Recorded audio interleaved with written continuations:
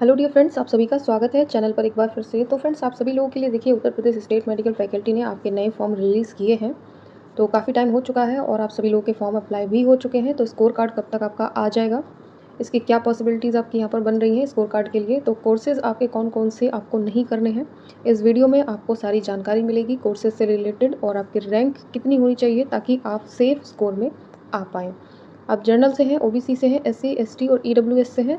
ठीक है, अगर आप ईडब्ल्यूएस यूज़ करते हैं तो आपका जो सर्टिफिकेट है वो कब का इशू होना चाहिए, ये सारी जानकारी इस वीडियो में आपको मिलेगी। तो चलिए स्टार्ट करते हैं वीडियो अपनी ऑफिशियल वेबसाइट पर चलकर, जिसमें हमको प्रोस्पेक्टस दिया हुआ है ऑलरेडी आपकी ऑफिशियल वेबसाइट से। तो उसको डाउनलोड करना बहुत ज़्यादा ज़रूरी है। तो चलिए वहाँ से आपको सारी चीज़ें क्लियर होंगी। ऑफिशियल वेबसाइट पर आने के बाद फ्रेंड्स देख ही पा रहे होंगे कि आप सभी लोगों के लिए देखिए 25-26 के लिए आप सभी लोगों ने फॉर्म अप्लाई किए, जिस फॉर्म में आपकी इस बार क्या हुआ था, आपकी जो डेट है वो बढ़ाई गई थी आपके एप्लीकेशन फॉर्म के लिए। ठीक है, आपकी यहाँ पर 6 जुलाई तक आपके एडमिशन के लिए आपके एप्लीकेशन फॉर्म की विंडो यहाँ पर ओपन रही थी। ठीक है, तो आप सभी लोगों ने आई होप फॉर्म अप्लाई किए होंगे। तो बहुत सारे ऐसे स्टूडेंट्स हैं फ्रेंड्स जो कि एडमिशन लेना चाहते हैं आपकी Uttar Pradesh state medical faculty के डिप्लोमा कोर्सेज में से, जो कि आपके यहाँ पर नीचे दे रखे हैं। तो आप सभी लोगों ने ये देखा होगा कि काफ़ी सारे कोर्सेज हैं ऐसे जो कि आप सभी लोग को यहाँ पर पता होना चाहिए कि कौन से कोर्सेज आपको नहीं करने होते हैं, क्योंकि उनमें कोई आपका ऐसा फ्यूचर आपको दिखाई नहीं पड़ेगा जिससे आप आगे चल करके 10 या 15 हज़ार भी मंथली इनकम अपनी जनरेट कर पाओ। तो उसके लिए भी आपको थोड़ा सा सोच समझ करके एडमिशन आपका कराना है कि कौन कौन से कोर्सेज़ में आपको एडमिशन लेना चाहिए और कौन कौन से एडमिशन आपको नहीं लेना चाहिए कोर्सेज़ के लिए। तो देखिए बहुत सारे ऐसे कोर्सेज़ हैं जिसमें आपकी सीटें भी आपकी अच्छी खासी देखने को मिलती हैं। जैसे बात करें आपके certificate in emergency trauma care assistant की, तो यहाँ पर 50 सीटें आपकी हैं।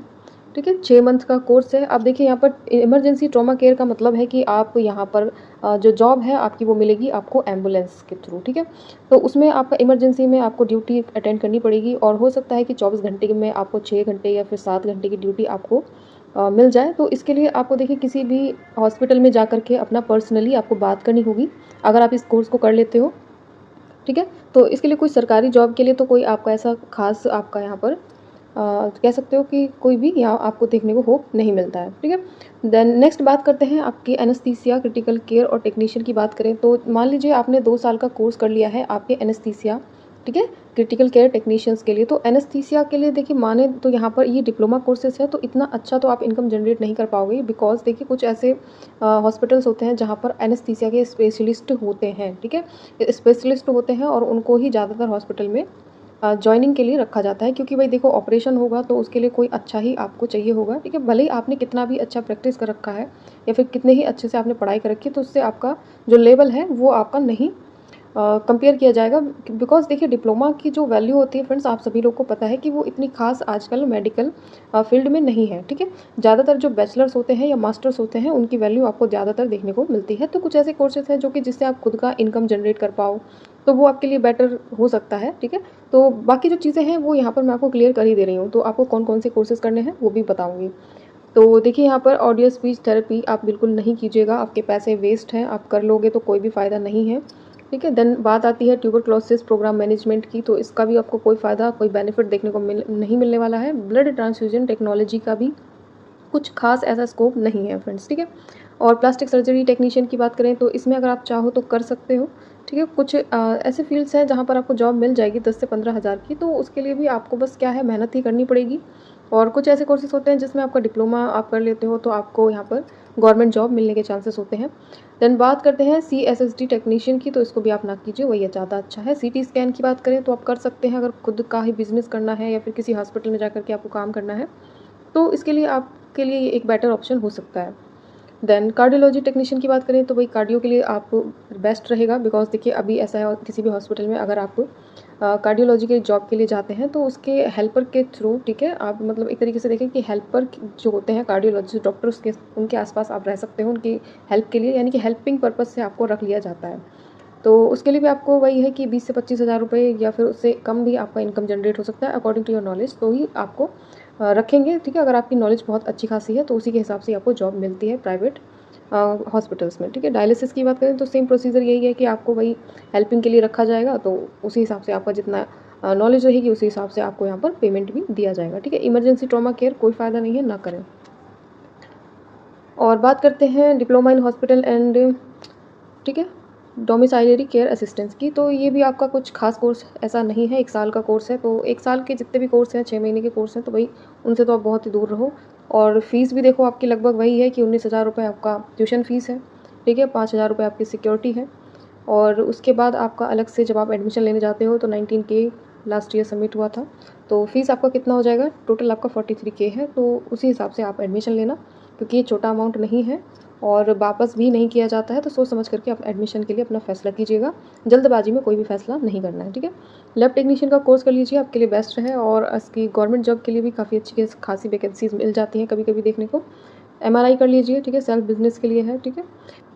उसके बाद देखिए ये आपका कोर्स है 60 नंबर पर, डिप्लोमा इन न्यूनेटिकल केयर टेक्नीशियन। तो इसमें आपका कोई फ़ायदा नहीं है भाई ऐसा करने का, तो ना करो, वो ज़्यादा अच्छा है। तो ओटी टेक्नीशियन आप कर सकते हो।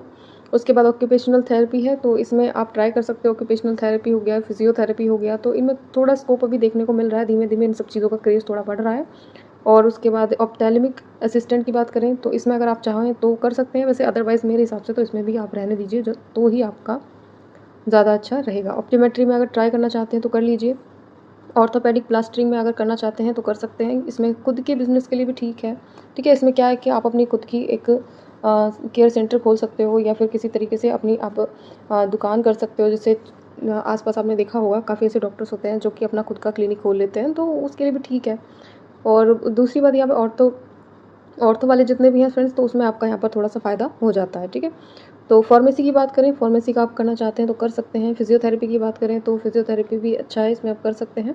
अच्छा, फिजियोथेरेपी के लिए मैं एक चीज़ अलग से और बता देना चाहती हूँ फ्रेंड्स कि इसमें आपका फिजियोथेरेपी में जो भी स्टूडेंट्स हैं, अगर आप खुद का ही एक क्लिनिक खोलना चाहते हैं, फिजियोथेरेपी सेंटर खोलना चाहते हैं, तो आप डिप्लोमा करने के बाद किसी के लाइसेंस के थ्रू अपना क्या कह सकते हैं कि क्लिनिक खोल सकते हो। उसमें आपको काफ़ी बेनिफिट्स मिल जाते हैं। और देन उसके बाद अगर आप फिजियोथेरेपी के बाद बैचलर करना चाहते हैं तो फिर बैचलर कर लीजिएगा। उसके बाद आपके नाम के आगे डॉक्टर भी लगेगा, तो भाई आपके लिए अच्छा रहेगा। तो उसमें भी आप अपना खुद का ही कर सकते हो। और देखिए फ्रेंड्स, यहाँ पर मैं फिजियोथेरेपी के लिए यहाँ पर एक चीज़ मैं और क्लियर कर देना चाहती हूँ। काफ़ी पहले मैंने एक वीडियो दिया था जिसमें मैंने आपको बताया था कि फिजियोथेरेपी आप एडमिशन ले सकते हैं फिजियोथेरेपी के लिए किसी बैचलर कॉलेज से आप इसको कर सकते हो, जो कि सेमी गवर्नमेंट होते हैं, उनसे आप कर लीजिए तो ज़्यादा अच्छा है। तो जो आईएनसी के थ्रू आपके जुड़े होते हैं तो वो आपके लिए बेटर होते हैं, ठीक है। तो बताया था मैंने कि यहाँ पर इसको नीट के थ्रू कर दिया जाएगा, ठीक है। एक एक्सपेक्टेड मैंने आपको कहा था, ये कंफर्म नहीं था, जो कि अब कंफर्म हो गया है। तो आपका ऑफिशियली अनाउंस्ड हुआ है कि फिजियोथेरेपी को नीट के थ्रू नहीं कराया जाएगा। इसका अलग से ही आपका एडमिशन होगा, ठीक है, बैचलर्स के लिए। और ये 4 साल का रहता है, तो आप इसको क्लियर कर लीजिए। देन उसके बाद देखिए रेडियोथेरेपी टेक्नीशियन है, तो इसको आप कर सकते हैं, तो ये ज़्यादा ठीक है आपके लिए, ठीक है। रेस्पिरेटरी थेरेपी टेक्नीशियन है, तो इसको आप कोशिश कीजिएगा कि ना ही टच करें तो ठीक है। सैनिटेशन है, इसको भी ना ही देखें तो ठीक है। एक्सरे है तो आप इसमें कर सकते हो। इसका भी बेनिफिट आपको देखने को मिल जाता है, आपकी गवर्नमेंट जॉब आती है। अभी यूपी ट्रिपल एससी के थ्रू आपकी यहाँ पर वैकेंसीज आई हुई थी, तो काफ़ी लोगों ने ट्राई किया होगा जिनका डिप्लोमा कंप्लीट है। तो वो कोशिश करें कि ऐसी कोर्सेज़ को चूज़ करें जिसमें आपको कुछ बेनिफिट्स देखने को मिलते हैं। और कुछ ऐसे कोर्सेज़ हैं जो कि टोटली वेस्ट हैं, तो भाई उनको कोई भी स्टूडेंट्स उनको दूर दूर तक ना ही टच करे तो ही ज़्यादा अच्छा है। देन उसके बाद देखिए कोर्सेज़ के अकॉर्डिंग आपकी कहाँ कहाँ पर कितनी सीटें हैं, तो इसको आप अपने अच्छे तरीके से खुद से चेकआउट करके अपना जब चॉइस फिलिंग करोगे तब उसको आप देख लीजिएगा। तो ये देखिए आपका जो सर्टिफिकेट्स हैं वो क्या-क्या आपके होने चाहिए। तो जैसे कि आप मान लीजिए ऑनलाइन एप्लीकेशन आपने भरा है तो वो होना चाहिए, ठीक है। ये आपका क्या है, प्रवेश प्रक्रिया हेतु है, यानी कि आप जब प्रवेश लेने जाओगे आपको सीट अलॉटमेंट हो जाता है, उसके बाद की बात है, ठीक है। तो ये सारे जो यहाँ पर डॉक्यूमेंट्स हैं वो आपको मैं बाद में एक्सप्लेन करूँगी जब आपका सीट अलॉटमेंट आता है आपके काउंसलिंग के बाद में, ठीक है। तो जो बच्चे अभी देखिए यहाँ पर मैं मान लीजिए सिक्योरिटी फ़ीस की बात करूँ तो फ्रेंड्स ये आपकी सिक्योरिटी फ़ीस क्या होती है, रिफंडेबल होती है जब जब आपको कोई भी सीट नहीं मिलती। अगर सीट मिल रही है और आपने डिक्लाइन किया है या फिर आपने एक्सेप्ट नहीं किया, उसको ऐसे ही छोड़ दिया है, तो सिक्योरिटी फ़ीस आपकी वापस नहीं होती है। काफ़ी सारे ऐसे केसेस हैं जिसमें मैंने वीडियोज़ दिए थे। और कुछ ऐसे स्टूडेंट्स हैं जो कि गलतियाँ काफ़ी सारी कर देते हैं, तो उसके लिए भी मैं अलग से सेपरेट वीडियो आपके साथ में शेयर करूँगी। तो आई होप ये सारी चीज़ें आपको समझ में आई हो। और स्कोर कार्ड फ्रेंड्स आपका बहुत जल्दी आपको देखने को मिल जाएगा, बस आपको थोड़ा वेट और करना है। कभी भी आपका स्कोर कार्ड आ सकता है, ठीक है। तो कुछ स्टूडेंट्स होंगे फ्रेंड्स जो कि कन्फ्यूज़्ड रहते हैं अपने कोर्सेज़ को लेकर के और सोचते हैं कि भाई किसी तरीके से आप एडमिशन ले लो और आपका साल ख़राब ना हो। तो देखो फ्रेंड्स, आपको एडमिशन लेना है, ठीक है, अच्छी बात है, आप बेस्ट कोर्सेज़ के लिए अप्लाई कीजिए। और कुछ ऐसे कोर्सेज़ हैं जो मैंने अभी बताए हैं तो उनके लिए अप्लाई ना करो, इससे अच्छा अपना घर बैठ जाओ, वो ठीक है। और उसके लिए आपको क्या करना है, अच्छे से स्टडी करनी है, किसी और चीज़ में ट्राई कर लो तो वो ज़्यादा आपके लिए बेटर है। तो ऐसे वैसे कोर्स करके अपना पैसा भी वेस्ट मत करो, ठीक है। और उसके अलावा देखिए टाइम भी वेस्ट होता ही है आपका, क्योंकि देखिए आपने काफ़ी अच्छा अमाउंट पे किया है अपने एप्लीकेशन फॉर्म के लिए, जिसमें आपको एप्लीकेशन फॉर्म के साथ साथ अपनी फर्स्ट राउंड की काउंसलिंग के पेमेंट भी साथ ही में किया गया है, ठीक है। तो ये अमाउंट का भी थोड़ा-सा आपको यूज़ करना है। पता चला आप बाद में 5,000 रुपए सिक्योरिटी भी दे रहे हो, फिर उसके बाद आपका क्या हो रहा है, किसी भी एक ऐसे आपने जो चॉइस फ़िल कर दी जो कि आपको नहीं करनी चाहिए थी, उसमें आपको मिल जा रहा है एडमिशन, तो वो एडमिशन भी आप लेकर के कोई उसका ज़्यादा आपको बेनिफिट देखने को नहीं मिलता है। तो फिलहाल तो देखिए, आपको जो चॉइस फ़िलिंग है वो भी ऐसी नहीं करनी है फ्रेंड्स, जिससे आपको आगे चल कर के कोई प्रॉब्लम हो। चॉइस फ़िलिंग के ऊपर भी मैं एक सेपरेट वीडियो आपको दूँगी कि आपको कैसे चॉइस फ़िल करनी है। जो कॉलेज आप नहीं चाहते हो, जो कोर्स आप नहीं चाहते हो, तो भई उसको बिल्कुल भी फ़िल मत करो, क्योंकि उसमें आपको सिर्फ़ और सिर्फ़ आपको घाटा होगा, ठीक है? कोई भी फ़ायदा या मुनाफ़ा नहीं होने वाला है। पैसे आपके जाएँगे, कोर्स भी वेस्ट होगा, टाइम भी वेस्ट होगा, ठीक है? बाद में आप पछताओगे भी उस चीज़ को लेकर के, और उस कोर्स को आप छोड़ भी नहीं पाओगे, ठीक है? और साल तो बर्बाद होना ही है, वो तो आप समझ लीजिए। तो आई होप ये सारी चीज़ें समझ आ गई होंगी फ्रेंड्स। तो इसमें आपको अभी क्या करना है, लाइक कर दीजिए वीडियो को, चैनल को सब्सक्राइब करके बेल आइकन प्रेस करना।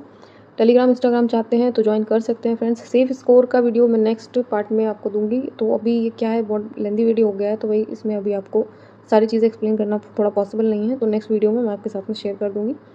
तो अभी चलो, लाइक कर दो, चैनल को सब्सक्राइब कर दो, बेल आइकन भी प्रेस करना। टेलीग्राम, इंस्टाग्राम चाहते हो तो ज्वाइन करके रखना फ्रेंड्स। और अभी स्कोर कार्ड जैसे ही आएगा आपके साथ में सारी वीडियोज़ मैं शेयर करती रहूँगी। तो अभी के लिए इतना ही। So thanks for watching dear friends.